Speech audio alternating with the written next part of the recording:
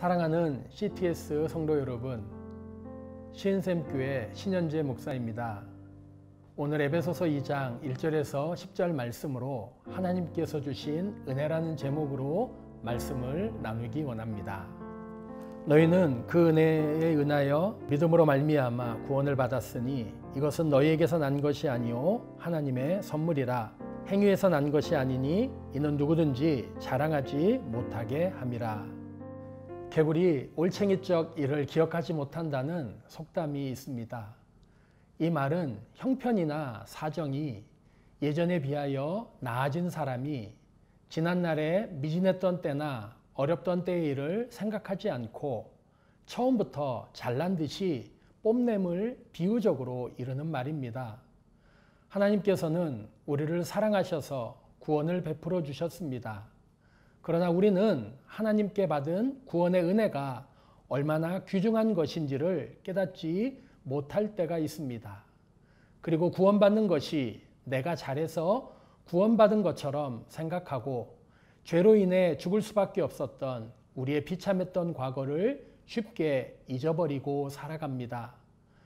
바울은 본문에서 구원받기 전 우리의 모습에 대해 허물과 죄로 죽었다고 표현을 하고 있습니다.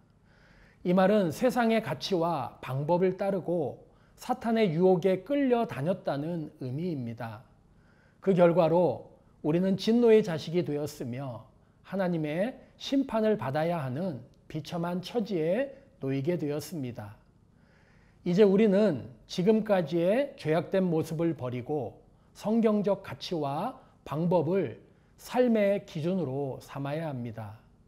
그럴 때 우리는 하나님의 긍휼하심으로 예수 그리스도를 통해 주시는 구원을 얻게 될 것이고 예수 그리스도와 함께 우리를 높여 주실 것입니다. 그러나 우리가 분명히 알아야 할 것이 있습니다. 우리에게 주어진 구원은 우리에게서 난 것이 아니고 오로지 하나님의 값없이 주시는 선물이라는 것입니다. 그래서 우리는 우리의 구원을 자랑할 수 없습니다. 그 이유는 구원의 은혜에 내가 가진 지분이 하나도 없기 때문입니다. 그렇다면 구원받은 우리는 앞으로 어떤 삶을 살아야 하겠습니까? 하나님의 은혜로 구원받은 성도는 첫째, 감사해야 합니다. 다른 사람과 비교하며 불평하기보다 나에게 주어진 작은 것이라도 감사할 때 하나님께서는 기뻐하십니다. 그리고 우리에게 더 많은 은혜를 베풀어 주십니다. 둘째, 우리는 하나님의 뜻인 거룩한 삶을 실천하며 살아야 합니다. 구원받은 믿음의 사람들이 하나님의 성품을 닮아 거룩한 삶을 살아야 하는 것입니다. 그래서 세상 사람들이 우리를 통해 하나님의 거룩한 성품을 배우고 그들도 구원의 백성들이 되도록 우리에게 책임이 있다는 것입니다.